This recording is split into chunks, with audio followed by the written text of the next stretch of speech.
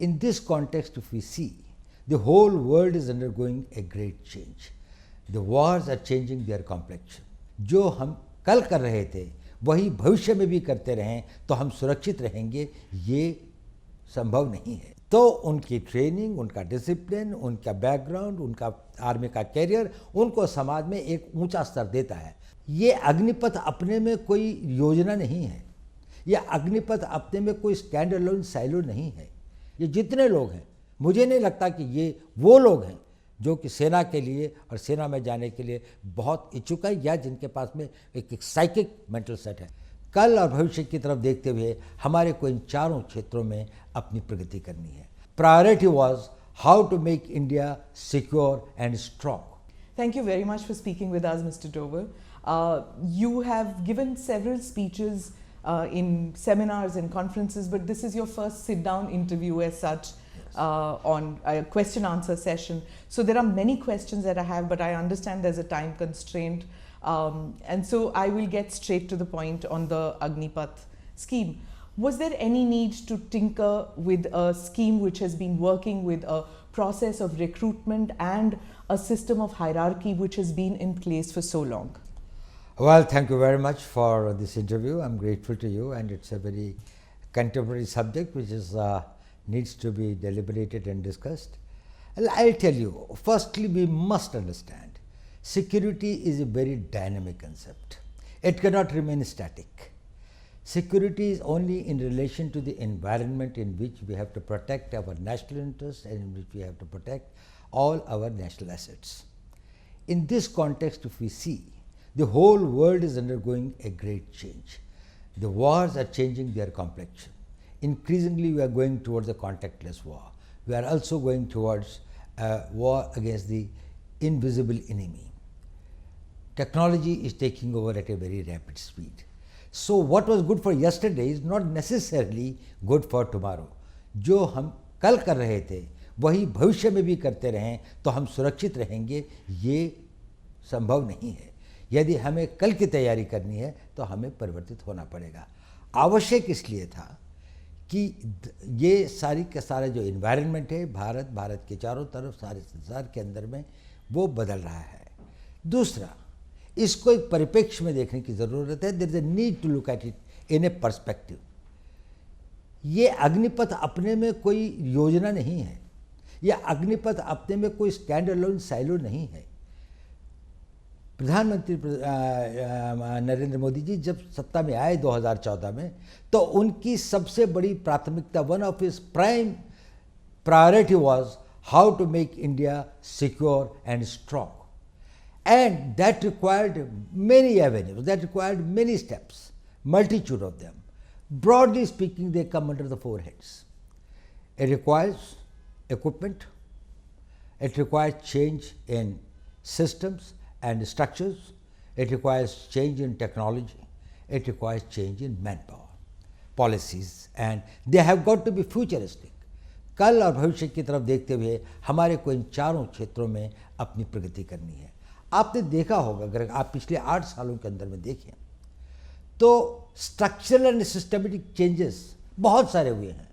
मान लिया जाए कि CDS का वो था, पिछले 22-25 साल से पड़ा हुआ था, ये डिमांड थी, ग्रुप ऑफ मिनिस्टर्स की रिकमेंडेशन थी, लेकिन राजनीतिक इच्छा शक्ति न होने के कारण ये इम्प्लीमेंट नहीं हुई। हमारे यहाँ साइबर थ्रेट्स पैदा होने शुरू हो गए थे। डिफेंस साइबर एजेंसी का निर्माण एक स्ट्रक्चरल एंड सिस्टमिक चेंज था।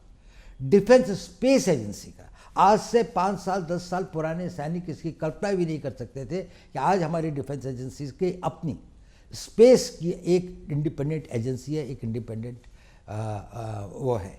इसी प्रकार से बहुत सारे जो सिस्टम्स एंड स्ट्रक्चर्स भी चेंज किए गए। दूसरा जो क्षेत्र था जो है इक्विपमेंट का। आज हम, आपने देखा होगा, सरकार ने अपनी सेना के लिए कितने नए तरह के वेपन्स, हमारे पास में जो असॉल्ट राइफल थी जिस पर हम डिपेंड कर रहे थे 7.62, वो शायद इतनी कारगर नहीं थी। अब उसको रिप्लेस किया जा रहा है भारत में बनी हुई AK-203 के साथ में। ये एक बहुत ही कामगर और दुनिया की one of the best assault rifles होगी। इसी प्रकार से अगर हम देखें, चाहे वो पनडुब्बियों के क्षेत्र में है, चाहे वो personal equipment of the soldier है, चाहे वो एयरक्राफ्ट्स हैं, हमने लाइट कॉम्बैट एयरक्राफ्ट का और अभी 5th जनरेशन एयरक्राफ्ट एमका का हम निर्माण कर रहे हैं। तो इक्विपमेंट के क्षेत्र में एक बहुत प्रगति की जा रही है। और एक है टेक्नोलॉजी का फील्ड, जो सबसे ज़्यादा कॉम्पिटिटिव फील्ड है। इसमें पैसा भी बहुत लगता है और बहुत कुशल वैज्ञानिकों की आवश्यकता होती है। We need the top scientist who are globally competitive and others. देखिए, इस सरकार के टाइम के ऊपर में अंतरिक्ष के अंदर में जो बड़े और नए संकट आए, सारे का सारा वारफेयर जो है वो सैटेलाइट कंट्रोल होगा। आपका जो हवाई जहाज चलेगा या आपके जो रडार्स काम करेंगे वो सब satellite communication and satellite control होंगे। पर सर, ये अग्निवीर जो है उनकी ट्रेनिंग सिर्फ 1 या 3 महीने की होगी। मतलब आर्मी चीफ ने कहा है दैट बाय दिसंबर रिक्रूटमेंट हो जाएगी और मार्च तक डिप्लॉयमेंट हो जाएगी। ये कहाँ से आप उनको ट्रेनिंग दे सकते हैं रेडार या सबमरीन के लिए? How to run it, how will you train them इतनी जल्दी? मैं आपको इस पॉइंट पर आता हूँ, ये बहुत अच्छा पॉइंट है, मैं आपको अभी बताता हूँ। But I just tell you, before that let me tell you that is in the field of technology we have done a great this thing. We have got light combat aircraft, we have got AMCA, we have got submarines that we have made, we have given the nuclear submarines that we have launched, and we also became a space power. We have hit at the satellites. And the fourth pedestal of it is the manpower reorganization. Now, in the manpower reorganization, the point that you have raised was that is we must have a young, agile, fit, well-trained army. Okay. It is a contradiction. It's a paradox कि भारत का वो देश जिसकी सबसे young population है, उसकी एक oldest army है। जहाँ पर 2030 के अंदर में 50% लोग 25 साल से कम उम्र के होंगे, उसी देश के अंदर में जो सेना की एवरेज एज है वो दुनिया के सबसे अधिक एजेड आर्मीज में से है। तो हमें उसको ठीक करना था। अब आपने प्रश्न किया कि यदि हमारे को अग्निवीर बनाते हैं या हम अग्निपथ के रास्ते पर चलते हैं तो किस प्रकार से हम उनकी ट्रेनिंग और उनको इक्विप कर पाएंगे इन नई चुनौतियों का, to meet the new challenges and the threats. Will they be competent enough? Now let me tell you one thing. First point you must understand, Agniveer will never constitute the whole army. Agniveer केवल पहले 4 साल में recruited जवान होंगे। बाकी लोग जो होंगे, जिनका की प्रोपोर्शन एक बहुत बड़ा होगा, वो अनुभवी होंगे। They will be experience, they will be trained and other, and these Agniveer, those who become the regulars eventually, will go through more intensive training, will acquire the experience, will become more battle worthy and more experienced over the period of time. So Indian Army at any point of time will have a large number of people who, though recruited as Agniveer, but had been specially selected for their suitability, for their fitness, for their agility, for their motivation and for their aptitude for the job, and also did not have that sort of the personal problems by which they would like to leave the army and settle for something which is more stable and a personal life. So these persons will be well trained. So it is not only that the Indian Army will be having only this component. Yes, Indian Army will constitute at the level of the Jawans and the ORs who had been recruited through the process of Agniveer, specially selected, whose work, whose performance has been monitored and digitally monitored through various complex processes over a long period of time. Selection is one part. Even when you select people who are physically fit and others, it's a very small this thing. But when we observe them over a longer period of time, we are able to see that what sort of material do we have which will make the ideal soldier for the future. Imagine the army of 15 years hence, in which all those who have been recruited have come through the special 4 years probation period and then gone and joined the army. See their technical skills, see their motivation, their physical fitness and others. They will all be the people who will probably the cream of the Indian Army. Right. So my first question will be, I will go later into those who are not being amalgamated, but first about those who are going to be amalgamated into the service. There's already a system of your regiments and corps. Will it not demotivate somebody who has gone through the NDA, who's gone through the rigorous training process earlier, and then they'll see them as Johnny come latelys, abhi aaye hain, abhi fauj mein ghus gaye hain, and they're already getting the benefits that we were getting, but we had to put in so much more hard work. So will it cause a disruption, and will they be seen as lesser soldiers? देखिए, सेना में जाने वाला हर recruit fresh होता है, चाहे वो regular में जाए, चाहे वो अग्निवीर की तरह जाए, चाहे आज से 15 साल पहले जाता था, उसकी भी पहले 1 महीने की सर्विस होती है, फिर 6 महीने की होती है, फिर 1 साल की होती है। वो शुरू नहीं होता है 15 साल की या 12 साल की सर्विस के साथ में। एक बात, जहाँ तक रेजिमेंट्स का सवाल है, इसमें 2 बातें समझनी चाहिए। ये जो रेजिमेंट्स का कंसेप्ट है, इसको कोई टिंकर नहीं कर रहा है। अगर रेजिमेंट्स हैं तो आर्टिलरी की रेजिमेंट्स रहेंगी, आर्मर्ड कोर की रेजिमेंट्स रहेंगी, इलेक्ट्रिकल मैकेनिकल इंजीनियर्स हैं या इंजीनियर्स हैं या बाकी सारे हैं। ये जो रेजिमेंटल, कभी कभी इन्फेंट्री की कुछ यूनिट्स के अंदर में बारे में लोगों को भ्रम है। पहली बात तो अब कोई कास्ट बेस्ड रेजिमेंट्स बहुत कम बची हैं, सिर्फ 2 या 3 हैं जो कि अभी भी प्योर उसी एरिया के क्षेत्र को करते हैं। और ये एक कॉलोनियल लेगेसी है। अंग्रेज़ ये चाहते थे कि कोई भी चीज़ पैन इंडिया ना हो, और वो ये चाहते थे कि उनको किसी न किसी वर्ग में बांटा जाए और उस वर्ग या क्षेत्र के प्रतिनिधि के रूप में जाए। उनका कोई नेशनल पर्सपेक्टिव नहीं हो, क्योंकि इससे उनके अपने कॉलोनियल एम्पायर को एक खतरा था। देखिए, मैं आपको बताता हूँ, इसी इंडियन आर्मी को फर्स्ट टाइम ये नेशनल आर्मी के रूप में कब आई? आज़ाद हिंद फौज की तरीके से, when it became the Indian national army. क्या था उसका? 60,000 की फौज थी। कोई रेजिमेंट थी इनकी? थी रेजिमेंट। इनकी रेजिमेंट थी रानी झांसी रेजिमेंट, इनकी रेजिमेंट थी Mahatma Gandhi regiment. Not an Ahir और राजपूत और ये नहीं थी। और कितना सैक्रिफाइस किया इन्होंने? 60,000 में से 40,000 मारे गए। इतना एट्रिशन हुआ था। दुनिया के अंदर में किसी लड़ाई के अंदर में इतने एट्रिशन एंड कैजुअलिटीज नहीं हुई हैं जितनी इंडियन नेशनल आर्मी ने इम्फाल, कोहिमा के और सिंगापुर के बैटल्स के अंदर में गंवाए हैं। वो किसके लिए लड़ रहे थे? उनमें रेजिमेंटल प्राइड नहीं था क्या? उनके लिए वो नहीं था। वो भारत के लिए लड़ रहे थे। They were the soldiers of India. They called themselves as the Indian National Army. But so do the regiments here, right? That's now. right. So they will continue. Okay. That's what I'm telling you. They will have the nomenclature. There will be the regiment of this. I do not know how this concept has come that anybody is tinkering with the regimental pride or the regimental ethos. उसका अपना tradition होगा। अगर कोई एक battalion है, उसकी अपना एक वैलर है, उसकी अपनी एक हिस्ट्री है, तो वो हमेशा बरकरार रहेगा और उसमें बढ़ोतरी होती जाएगी। अब इसका हुआ ये है कि हमने ये कहा कि एक ऑल इंडिया कॉम्प्लेक्शन होगा इंडियन आर्मी का। इसको लोगों ने कहा कि रेजिमेंटल सिस्टम खत्म हो गया। रेजिमेंटल सिस्टम खत्म नहीं हुआ। इन्फेंट्री रहेगी, आर्टिलरी रहेगी, आर्मर्ड कोर रहेगा, सिग्नल्स रहेंगे। इन्फेंट्री के अंदर में भी ग्रेनेडियर्स हैं, के अंदर में गार्ड्स हैं, रेजिमेंट ऑफ गार्ड्स है। रेजिमेंट ऑफ गार्ड्स में किसका जाति के लोग हैं? कितना स्प्लेंडेड वो है उनका। ग्रेनेडियर्स है, उसमें किस जाति के, धर्म के, एक क्षेत्र के लोग हैं।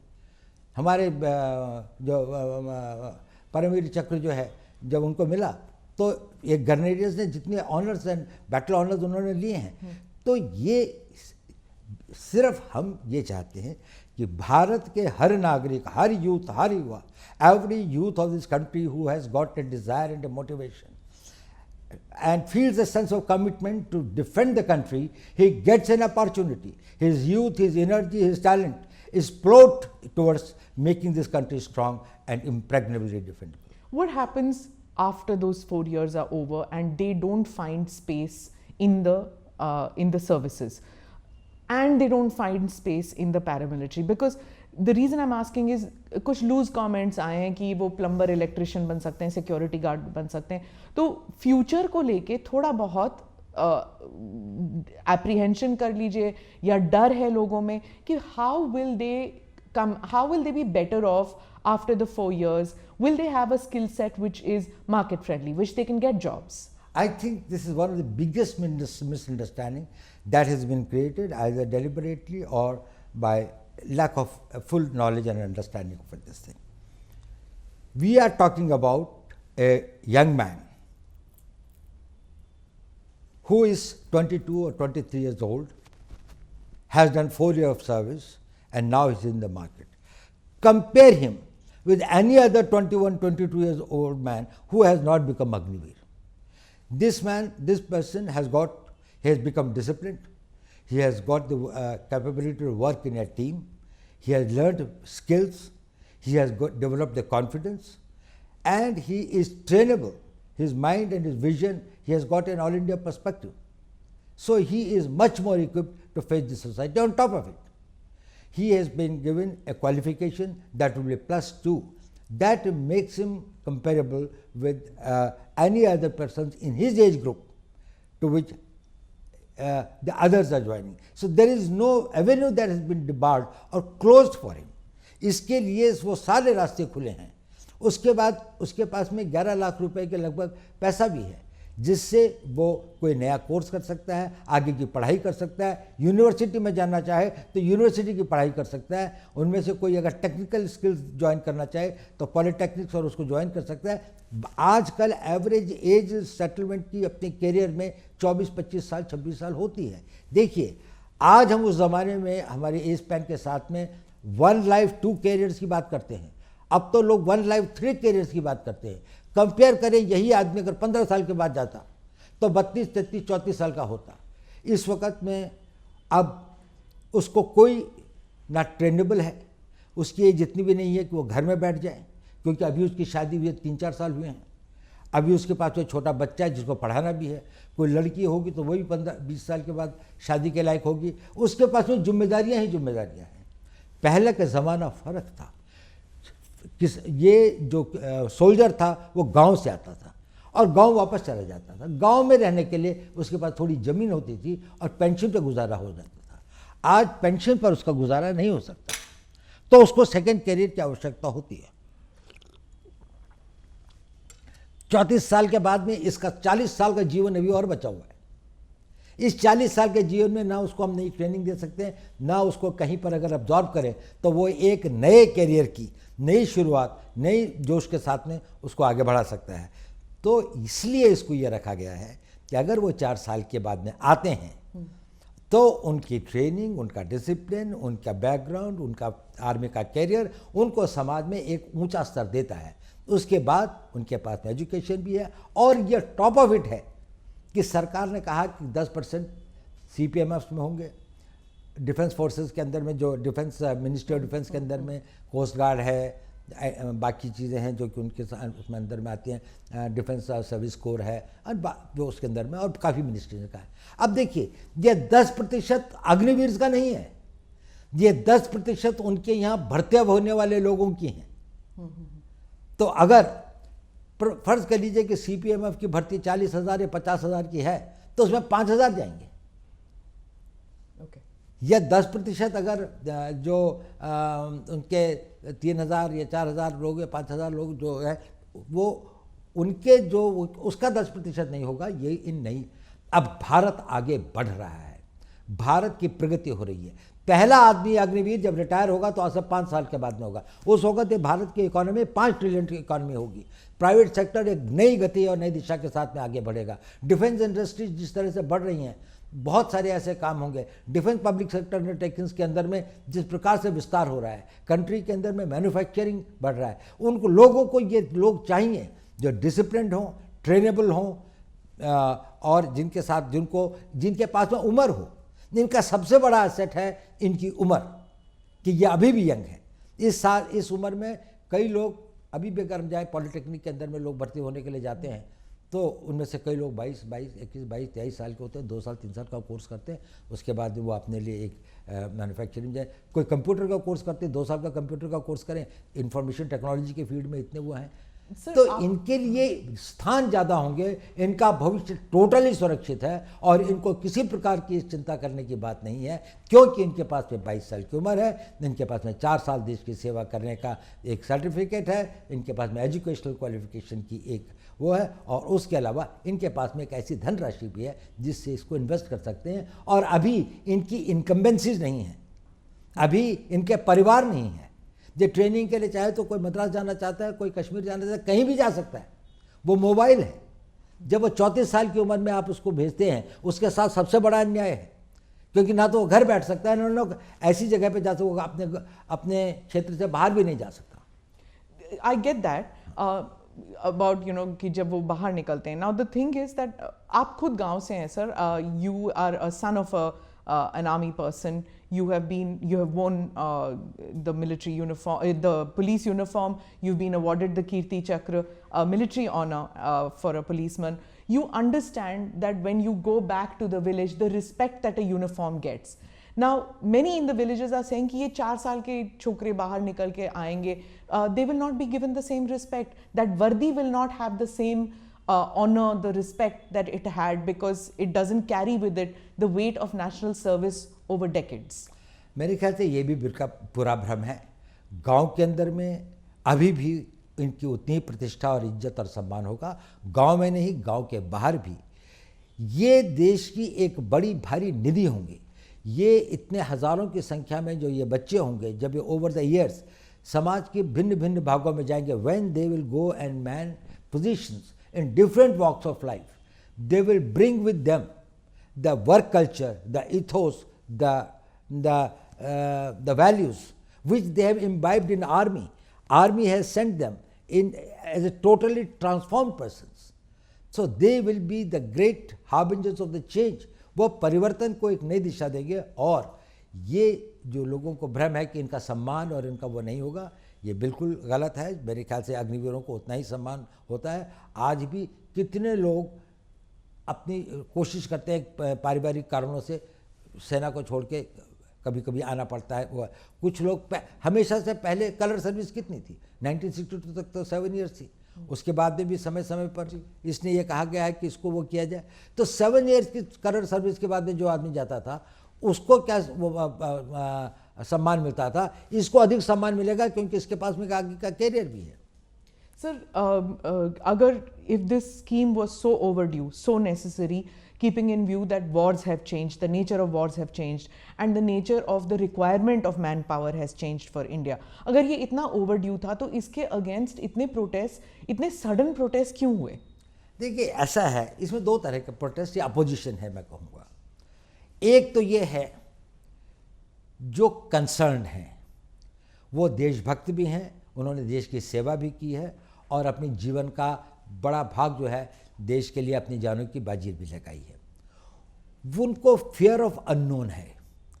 और जब भी कोई परिवर्तन आता है, any time that a change comes, उसके साथ में जुड़ी हुई anxieties and fears are always there. कुछ भय होते हैं, कुछ आकांक्षाएं होती हैं, कुछ अनागतवती चिंताएं होती हैं जो आदमी को घेरती है. इतना बड़ा परिवर्तन, इतना बड़ा चेंज हो जाएगा तो कहीं ये तो नहीं सब कुछ पलट जाएगा.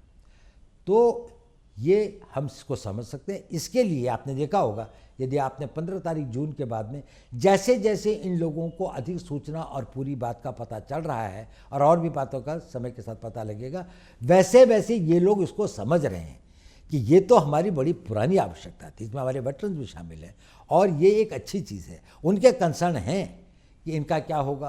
अब उनको पता लग रहा है कि इनके लिए भी एक भविष्य निश्चित करने की योजना है. उनको ये लग रहा है कि आर्मी के अंदर में जो एक्सपीरियंस लोग रहेंगे कि नहीं. अब उनको भी पता लग रहा है कि नहीं, आर्मी तो एक्सपीरियंस लोगों की, आर्मी डिमोबिलाइज हो रही है, ये लोग तो रहेंगे ही. और इसके बाद में जो आएंगे वो अग्निवीर के स्ट्रीम से आएंगे, वो एक दूसरे स्ट्रीम से आ रहे हैं. पर यही फिर आगे इनके 5 साल 6 साल 15 साल ये और सर्विस करेंगे. तो उनकी वो जो भय और आकांक्षाएं हैं उनमें धीरे धीरे कमी आ रही है. एक दूसरे वर्ग है, उसका ना राष्ट्र से कोई मतलब है, ना राष्ट्र की सुरक्षा से कोई मतलब है, ना वो राष्ट्र के प्रति इतने समर्पित हैं. उनके they are conflict entrepreneurs. What they want is that they want a conflict in the society. They would like to create anything which is close to the anarchy.